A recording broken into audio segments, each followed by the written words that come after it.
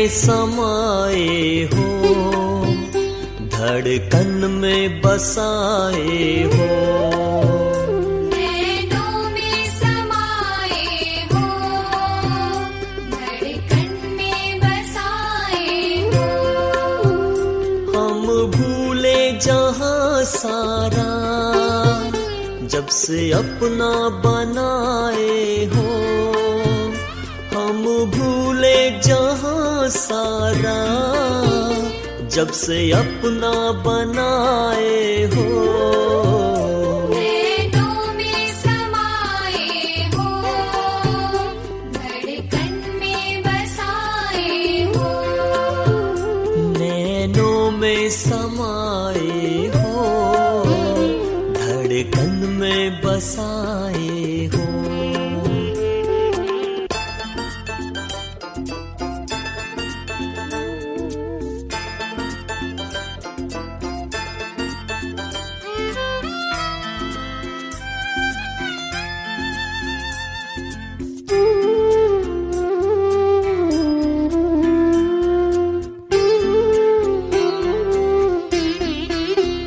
छोड़ के अपना धाम बाबा मेरे लिए तुम धरती पे आए हो। करने मुझको पावन देके निर्मल जीवन यूं गले से लगाए हो। तुम ही हो राहों में, हम तेरी बाहों में। तुम ही हो राहों में, हम तेरी बाहों में। हम पे सब कुछ लुटाए हो। नैनों में समाए हो, धड़कन में बसाए हो। हम भूले जहां सारा, जब से अपना बनाए हो। हम भूले जहां सारा, जब से अपना बनाए हो। नैनों में समाए हो, धड़कन में बसाए हो। नैनों में समाए हो, धड़कन में बसाए हो।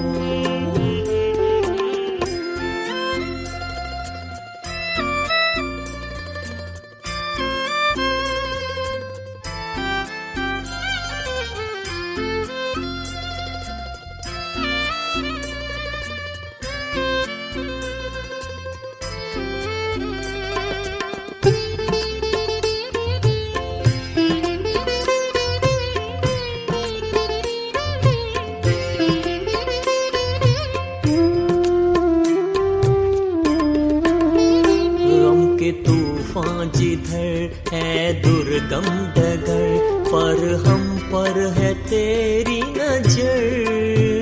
जिंदगी का सफर बस तुम ही हम सफर, क्यों मैं सोचूं मैं जाऊं किधर। पलकों में तेरे हम ओम शांति, ओम शांति। आज सभी को भाई दूज की बहुत बहुत हार्दिक शुभकामनाएं हो, बधाई हो, बधाई हो। बाबा जिससे हम बच्चे सर्व संबंध जोड़ते हैं, सर्व प्राप्ति करते हैं। संगम पर बाबा हम बच्चों को सारे संबंधों का सुख देता है। उसी का यादगार ये अलग अलग रीति से त्योहार मनाए जाते हैं, क्योंकि इस समय ही हम बाबा से प्रेम का, सुख का, शांति का, सबका अनुभव करते हैं। पिता का भी अनुभव करते हैं, सखा का भी अनुभव करते हैं, माता का भी अनुभव करते हैं, भाई बंधु का भी अनुभव करते हैं। तो हर संबंध बाबा से हमें जोड़ना है, जिसके यादगार ये त्योहार मनाए जाते हैं। तो सदा ही काल कंटक हमसे दूर रहेंगे, क्योंकि जिसका साथी है भगवान उसको और तूफान। तो जब बाबा को संगम पर हम साथी बनाकर रखते हैं तो वो हर एक संबंध हमारा मूल्यवान बन जाता है। तो आज प्यारे बाबा के 6 तारीख के महावाक्य हैं। बाबा बोले, मीठे बच्चे, संगम युग पर तुम्हें बाप द्वारा अच्छी बुद्धि और श्रेष्ठ मत मिलती है, जिससे तुम ब्राह्मण से देवता बन जाते हो। प्रश्न है, तुम बच्चे किस मस्ती में रहो तो चलन बड़ी रॉयल हो जाएगी। बाबा बोले, तुम्हें ज्ञान की मस्ती चढ़ी रहनी चाहिए। ओहो, हम भगवान के सम्मुख बैठे हैं, हम यहाँ से जाएंगे, जाकर विश्व का मालिक क्राउन प्रिंस बनेंगे। जब ऐसी मस्ती रहे तो चलन स्वतः रॉयल हो जाएगी ना। बाबा ने कहा, जब ज्ञान की ऐसी मस्ती रहे तो चलन स्वतः ही रॉयल हो जाएगी। मुख से बहुत मीठे बोल निकलेंगे, आपस में बहुत प्यार रहेगा। गीत है, महफिल में जल उठी क्षमा परवाने के लिए। ओम शांति। मीठे मीठे बच्चों, रूहानी बच्चों ने आकर ब्राह्मण बन रूहानी बाबा से यह जरूर समझा है कि हम हैं संगम योगी ब्राह्मण। बाप ने हमारे बुद्धि का ताला खोला है। अब हम समझते हैं कि यह है संगम युग।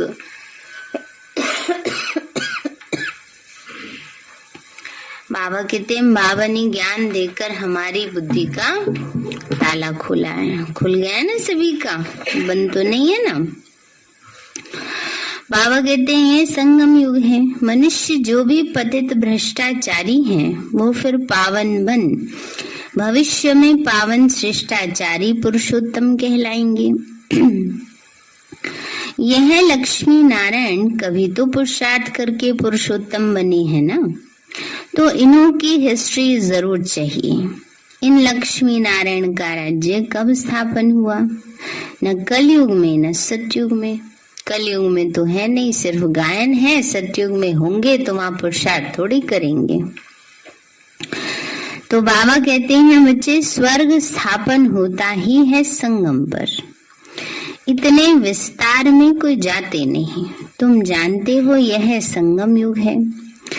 कलयुग के बाद सतयुग नई दुनिया होती है, तो जरूर संगम युग भी होगा। फिर नई दुनिया में नया राज्य होगा। बुद्धि चलनी चाहिए। तुम जानते हो बाप द्वारा हमको अच्छी बुद्धि और श्रीमत मिल रही है ना। अभी बाबा से हमें क्या मिल रहा है? अच्छी बुद्धि, सद्बुद्धि और श्रीमत मिल रही है। कहते हैं, हे ईश्वर, इनको सदैव सुमत अथवा अच्छी मत दो। वह सारी दुनिया का बाप है, सबको अच्छी मत देने वाला है। संगम युग पर आकर अपने बच्चों को अच्छी मत देते हैं, जिसको पांडव संप्रदाय और दैवी संप्रदाय शास्त्रों में लिखा हुआ है। ब्राह्मण संप्रदाय और दैवी संप्रदाय को भी कोई समझ नहीं सकते। ब्रह्मा द्वारा ही ब्राह्मण संप्रदाय बन सकते। परम पिता परमात्मा ही ब्रह्मा द्वारा यह रचना रचते। प्रजापिता है, तब तो इतने सब ब्रह्मा कुमार और ब्रह्मा कुमारियां हैं। जब तक कोई आकर तुम ब्राह्मणों द्वारा ज्ञान न लेवे, तब तक सदगति कैसे हो सकती है? बाबा कहते हैं, बच्चे, ये भी बड़े समझने की बातें हैं। गति सदगति बाबा से ही मिलती है। तो जब तक ज्ञान नहीं कोई लेगा, तब तक सदगति नहीं। तुम्हारे पास बहुत आएंगे, सन्यासी भी आएंगे और धर्म वाले भी आएंगे बाप से वर्षा लेने।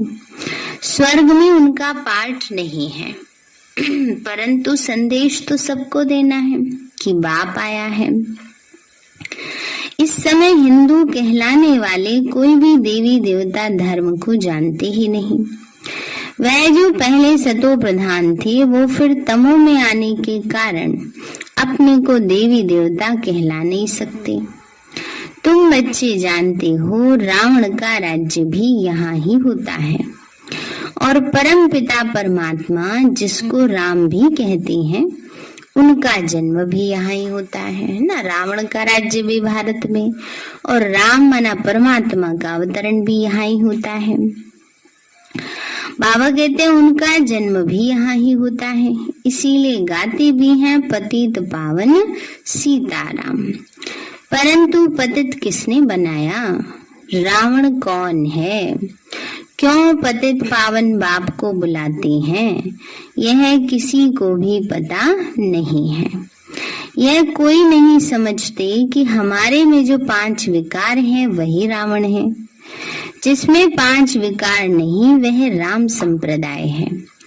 अभी राम राज्य नहीं है, इसीलिए सब चाहते हैं कि नई दुनिया नया पवित्र राज्य चाहिए। राम कहा जाता है शिव बाबा को, परंतु उन्होंने परमात्मा राम को क्या कर दिया?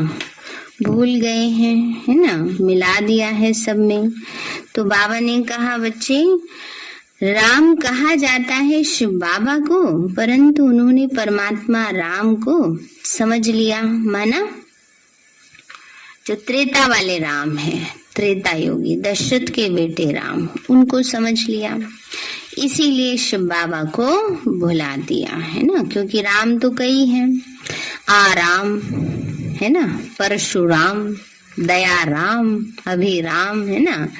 तो इसीलिए गायन भी है, एक राम है घर घर लेटा, एक राम दशरथ का बेटा, एक राम है सकल पसारा, एक राम है सबसे न्यारा। तो जो सबसे न्यारा है वो शिव बाबा है ना। लेकिन उन्होंने दशरथ के बेटे राम को समझ लिया है। तो बाबा ने कहा इसलिए शिव बाबा को भुला दिया। तुम समझा सकते हो कि राम राज्य किसको कहा जाता है? शास्त्रों में लिख दिया है कि राम की सीता चुराई गई, यह हो सकता है क्या? बाबा कहते हैं ये हो सकता है भला? कलयुग अंत में आज के इतने पतित विकारी मनुष्य हैं, वो भी उसकी रक्षा के लिए कितने साधन चुन लेते हैं, और वहां दिखाए स्वयं भगवान, उनकी सीता चोरी हो गई। तो बड़ी समझने की बातें हैं। अब ये आत्मा के लिए बात कि आत्मा 5 विकारों के वश हो जाती है। तो बाबा ने कहा ये हो सकता है क्या कि राजा की रानी को चुरा के ले जाए और राजा भी चुपचाप बैठा रहे? युद्ध तो किया लेकिन उतने उससे नहीं किया। परंतु बाबा कहते हैं बच्चे ऐसा हो सकता है क्या?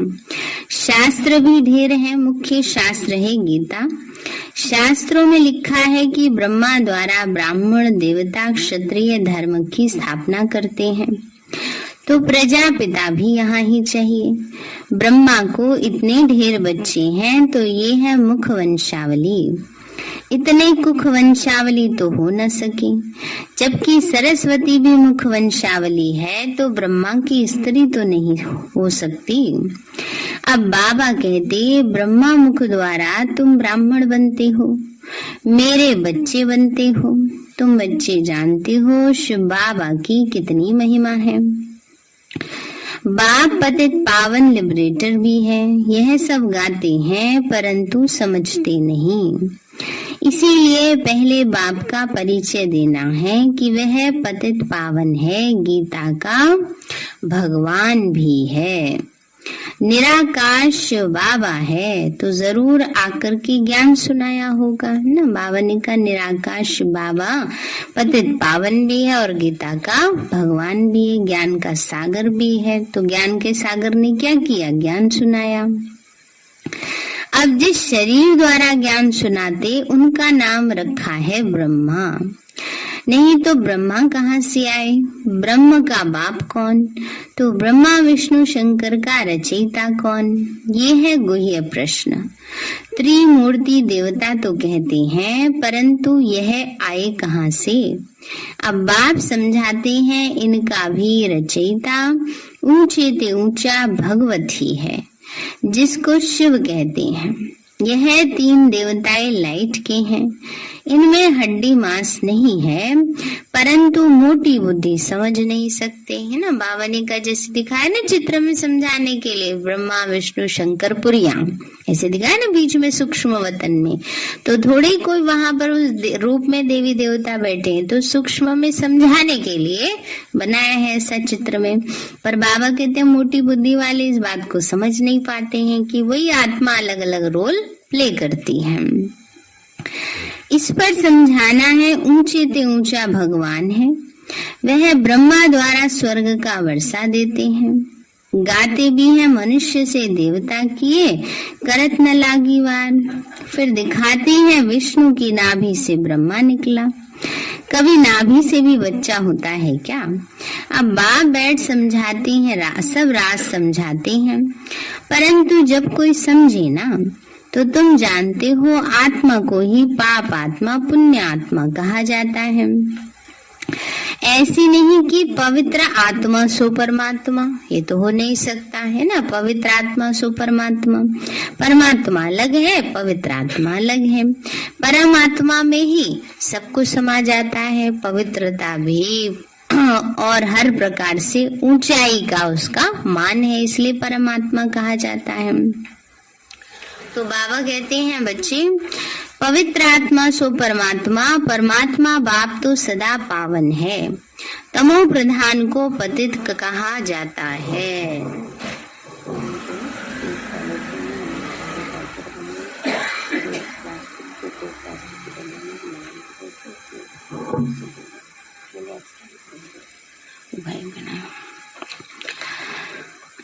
तो बाबा कहते हैं बच्चे, परमात्मा बाप तो सदा पावन है, तमो प्रधान को पतित कहा जाता है। सतयुग में जब सुख था तो दुख का नाम भी नहीं था। मनुष्य तो कह देते हैं स्वर्ग अभी ही है, कुछ भी समझते नहीं हैं, परंतु अंत में आकर बाप से वर्षा लेंगे। तुम बच्चे ही जानते हो कि हम अपनी राजधानी स्थापन कर रहे हैं। विश्व का मालिक और कोई बन न सके। विश्व पर राज्य सतयुग में ही होता है, कलयुग में सारी विश्व पर राज्य कर न सके, यह भी किसी को पता नहीं है। गीता में भी है, महाभारी लड़ाई लगी थी तभी सब धर्म विनाश हो जाते हैं। जैसे बांस का जंगल होता है, जब सूख जाता है तो आपस में टकराते हैं, और जब टकराते हैं तो क्या होता है, आग लग जाती है ना। जब बांस, तो सारे जंगल में ही, बांस के जंगल में आग लग जाती है। तो बाबा कहते हैं आपस में टकराने पर आग लग जाती है और सारा जंगल जल जाता है। यह मनुष्य सृष्टि झाड़ भी जड़ी भूत गाया हुआ है। इसको भी आग जब लगनी है तब एक दो से लड़कर खत्म हो जाएंगे। बाबा कहते हैं इसको आग तब लगनी है जब एक दो से लड़कर खत्म हो जाएंगे। इधर बाबा कहते हैं बच्चे, आग का सामान बनाते ही रहते हैं। आग का सामान क्या है, एटम बम्स, मिसाइल्स।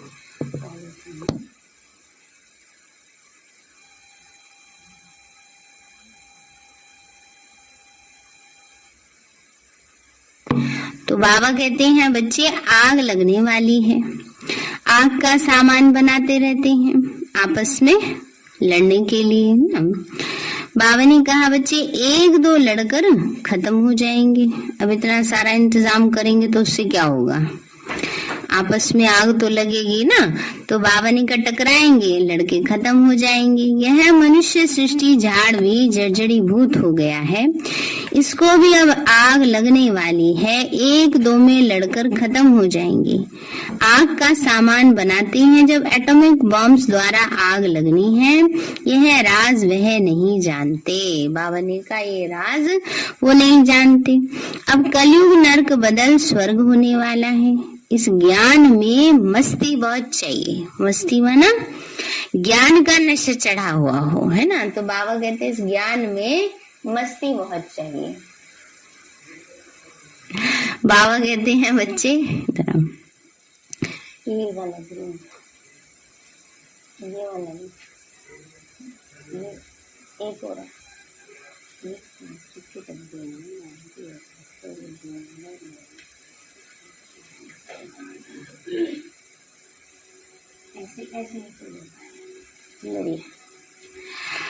तो बाबा कहते हैं बच्चे हम परमात्मा की संतान हैं, उनसे स्वर्ग का वर्षा पा रहे हैं। आपस में बात करने की रॉयल्टी चाहिए, यहाँ से सब कुछ सीखना है, बाद में वही संस्कार ले जाएंगे। अति मीठा बनना है, बड़ा नशा रहना चाहिए। शिव बाबा के हम बच्चे हैं, देवता पद पाने वाले हैं, तो एक दो में कितना प्यार से बोलना चाहिए, है ना। बाबा कहते हैं शिव बाबा के हम बच्चे हैं, तो एक दो में क्या करना चाहिए, प्यार से बोलना चाहिए। देवता पद पाने वाले हैं तो एक दो में प्यार से बोलना चाहिए, परंतु बच्चों के मुख से अर्जुन फूल निकलते नहीं। बाबा कहते हैं बच्चों के मुख से क्या नहीं निकलते हैं, क्या निकलते हैं, फिर पत्थर निकलते रहते हैं।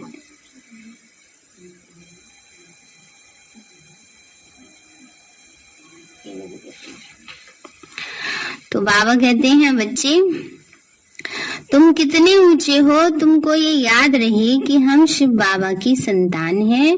फिर सतयुग में क्या बन जाएंगे, देवी देवता महाराजा बनेंगे। गोया हम विश्व के क्राउन प्रिंस हैं ना। बाबा कहते हैं हम कौन है, क्राउन प्रिंस। क्राउन प्रिंस जानते किसको कहते हैं, जिस राजकुमार को सिंहासन मिलता है, सिर पर ताज रखा होता है, उसको बोलते क्राउन प्रिंस। तो बाबा ने कहा बच्चे गोया हम विश्व के क्राउन प्रिंस बनेंगे। तुम बच्चों को आंतरिक खुशी होनी चाहिए कि हम परमात्मा के सम्मुख बैठे हैं, जिससे स्वर्ग का वर्षा मिलता है, उनकी श्रीमत पर चलना है।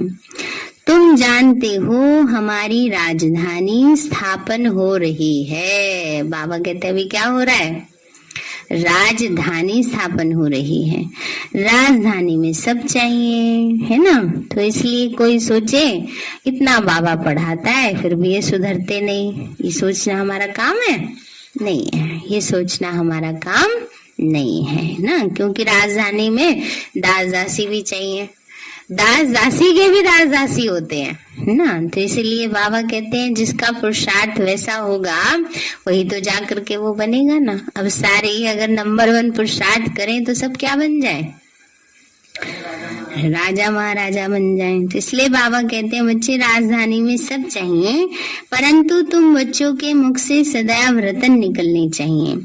बाबा रूप भी है तो बसंत भी है, कहानियां सब अभी की हैं, बाप है ज्ञान का सागर। वो ज्ञान की वर्षा करते हैं, बाकी वह इंद्र देवता बरसात बरसाते हैं, ऐसी बात तो है नहीं। ये बादल नेचुरल बनते हैं, बरसात करते हैं। बाबा कहते हैं बच्चे बादल क्या है, नेचुरल बनते हैं। सतयुग में 5 तत्व भी तुम्हारे गुलाम बन जाते हैं, और यहाँ मनुष्य सबके गुलाम बन पड़े हैं। बाबा ने कहा वहां हमारे सब गुलाम होंगे, हम राज करेंगे, और यहाँ मनुष्य सबके गुलाम बन गए हैं। यहाँ हर बात में मेहनत करनी पड़ती है, वहाँ सब बात स्वतः ही हो जाती है। तो बच्चों को बाबा की याद सदा रहनी चाहिए, इससे खुशी का पारा सदा चढ़ा रहेगा। वो लोग साइंस वाले भी मंथन करते हैं, तुम बच्चों को वाणी का मंथन करना है। वाणी का प्रवाह कभी कभी बहुत अच्छा रहता है, कभी कम। इनको कहा जाता है मंथन करना। बाबा कहते हैं बच्चे इसको क्या कहा जाता है, मंथन करना, ज्ञान का मंथन। जितना अच्छा मनन चिंतन होगा उतना अच्छा उसका प्रभाव होगा, है ना। तो बाबा कहते हैं अपने अंदर चिंतन करके जब धारणा करेंगे और तब वाणी चलाएंगे तो उसका प्रभाव अच्छा होगा। बच्चे बाप की अवस्था को देख रहे हैं और बाबा अपना अनुभव सुनाते हैं। तो कब बहुत उछल का प्रवाह रहता है, कभी कम, कभी बहुत अच्छी पॉइंट्स निकलती हैं, बाबा भी मददगार बन जाते हैं। यह तुम भी फील करते हो, बाबा तो कभी मुरली हाथ में नहीं उठाते हैं। बच्चे मैगजीन लिखते हैं तो बाबा कभी कभी देखते हैं कि बच्चे कभी गफलत तो नहीं करते। बाबा कहते हैं मैगजीन जो आते हमारी ज्ञान अमृत बाबा के सामने से शुरू हो गई है ना, तो बाबा कहते हैं बच्चे बाबा भी पढ़ते थे, देखते थे, बच्चों ने गफलत तो नहीं की, कहीं कुछ मिस्टेक तो नहीं कर दे। अब पहले वाली मैगजीन पढ़ो, पुरानी पुरानी, बड़ा ज्ञान उनमें भरा हुआ होता है। अब वाली भी अच्छी होती है, उनमें अनुभव ज्यादा है, लेकिन ज्ञान के ऐसे अनमोल रतन उसमें भरे हुए हैं पुरानी वाली मैगजीन्स में। तो बाबा कहते हैं बच्चे मैगजीन में अच्छी अच्छी मुरली की पॉइंट्स आती हैं और सब तरफ जाती रहती हैं, कोई की तरफ मुरली नहीं जाती। तो बाबा कहते हैं रचयिता और रचना का ज्ञान 7 रोज में समझ लिया है ना, बाकी क्या चाहिए। बाकी 5 विकारों को भस्म करने का पुरुषार्थ करना है और कोई तकलीफ तो है नहीं। तुम बच्चे कोई के भी सत्संग में जा सकते हो, सेवा करने का भी उमंग आना चाहिए। जब सब धर्म वाले इकट्ठे होते हैं तो समझाना चाहिए कि हर एक का धर्म अलग अलग है। भाई भाई कहते हैं परंतु मिलकर एक नहीं हो सकते, यह सिर्फ कहने की बात है। बाप कहते हैं मैं आकर ब्राह्मण बनाए फिर देवी देवता धर्म स्थापन करता हूँ, वहाँ दूसरा कोई धर्म रहता नहीं। यह वही महाभारत लड़ाई है, गीता में भी इसका वर्णन किया हुआ है। ये एक ही पढ़ाई है, पढ़ाने वाला भी एक ही है। ज्ञान जब पूरा होगा तो बाबा कहते हैं मैं भी चला जाऊंगा। ज्ञान पूरा होगा तो, और कब कहा बाबा ने ये, इतने साल पहले, है ना, और अब बाबा चले गए हैं। तो इसलिए बाबा कहते हैं बच्चे मैं चला जाऊंगा, मुझे कलयुग के अंत में ज्ञान सुनाना है, मुझे कल्प कल्प आना है, 1 सेकंड भी कम जास्ती नहीं होगी। जब ज्ञान पूरा हो फिर कर्मातीत अवस्था में चले जाएंगे तो विनाश भी हो जाएगा। दिन प्रतिदिन तुम्हारी सर्विस बढ़ती जाएगी। यहाँ तो न किसी में पवित्रता है न दैवी गुणों की धारणा है, वहाँ पवित्रता का अंतर देखो कितना है। तुम अभी संगम में बैठी हो, यही पुरुषोत्तम युग है। अभी तो तुम पुरुषोत्तम बन रहे हो, परंतु यह वह जलवा वह चलन भी तो चाहिए ना।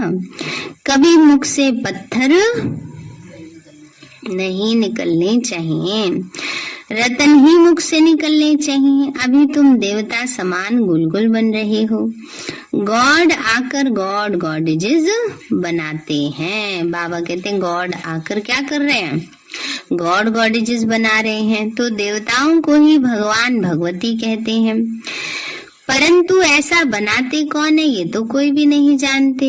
तुम्हारी बुद्धि में पूरे रचयिता और रचना की नॉलेज है, फिर औरों को आप समान बनाने की जवाबदारी है। बहुत आते रहेंगे, सुदर्शन चक्रधारी ब्राह्मण ही बनते हैं। माया के तूफान भी बच्चों को ही आते हैं, कहाँ तूफान आने से हड्डी हड्डी टूट जाती है। चलते चलते कोई डिससर्विस भी करते हैं। बाबा कहते हैं कोई भी छी काम नहीं करो ना। बाबा कहते हैं बच्चे बाबा की ग्लानि कराते रहते हैं, ऊपर से बाबा बाबा भी करते रहेंगे और ऐसे भी काम करते रहेंगे जो बाबा का नाम बदनाम हो। तो बाबा कहते हैं बच्चे वो क्या है, छी काम ही हो गया, डिससर्विस ही हो गई। तुम मुख वंशावली ब्राह्मण हो, वो है कुख वंशावली, कितना फर्क है। वो जिस्मानी यात्रा पर ले जाते हैं, तुम्हारी है रूहानी यात्रा। तुम बेहद के बाप से वर्षा ले रहे हो, यह भी किसी में अक्ल नहीं है। जो समझे कि वो भी ब्राह्मण हम भी ब्राह्मण, परंतु सच्चा ब्राह्मण कौन है, वह ब्राह्मण अपने को ब्रह्मा कुमार नहीं कहला सकते। तुम अपने को ब्रह्मा कुमार कहलाते हो तो जरूर ब्रह्मा भी होगा, परंतु उनकी बुद्धि में ये बातें आती नहीं जो पूछे। तो बाबा कल्प कल्प तुम बच्चों को आकर ये बातें समझाते हैं कि तुम ब्रह्मा की औलाद, ब्राह्मण सब भाई बहन ठहरे, फिर वो विकार में कैसे जा सकते हैं।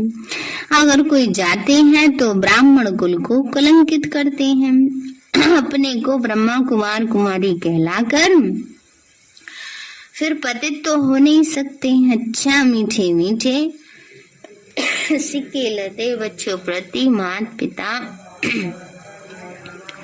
गुड मॉर्निंग रूहानी बाप की, रूहानी बच्चों को नमस्ते। रूहानी हम बच्चों की बाप दादा नमस्ते, नमस्ते बाबा नमस्ते। धारणा के लिए मुख्य सार है, वाणी से जो सुनते हैं उस पर मंथन करना है ना। सुन के जाते हैं मुरली, बाबा कहते उस पर मंथन करना है। पुरुषोत्तम बन रहे हैं इसलिए चलन बहुत रॉयल बनानी है। मुख से कभी पत्थर नहीं निकालने हैं। बहुतों को आप समान बनाने की जवाबदारी समझ सर्विस पर तत्पर रहना है। कोई भी छीछी गंदा काम करके डिससर्विस नहीं करनी है। वरदान दिया बाबा ने, एक रस स्थिति द्वारा अतीन्द्रिय सुख की अनुभूति करने वाले सर्व आकर्षणों से मुक्त भव। एक रस स्थिति द्वारा अतीन्द्रिय सुख की अनुभूति करने वाले सर्व आकर्षणों से मुक्त भव। बाबा बोले जब इंद्रियों की आकर्षण और संबंधों की आकर्षण से मुक्त बनो तब अतीन्द्रिय सुख की अनुभूति कर सकेंगे। कोई भी कर्मेंद्रियों के वश होने से जो भिन्न भिन्न आकर्षण होते हैं वह अतीन्द्रिय सुख व हर्ष दिलाने में बंधन डालते हैं। पावनी कर्मेंद्रियों के वश होने से भिन्न भिन्न आकर्षण होते हैं। समझो मार्केट गए, बड़ी अच्छी चीज देखी, खरीद पा नहीं रहे उसको, क्या हो रहा है? उसमें बुद्धि जा रही है ना, तो वो आकर्षण है, आकर्षित कर रही है। आंखों से देखा और उस चीज को प्राप्त करने के लिए संकल्प चल रहे हैं। तो ये क्या कर रही है स्थिति? अतीन्द्रिय सुख या खुशी में बंधन डाल रही है, क्योंकि फिर संकल्प चलते रहेंगे ना उसके बारे में।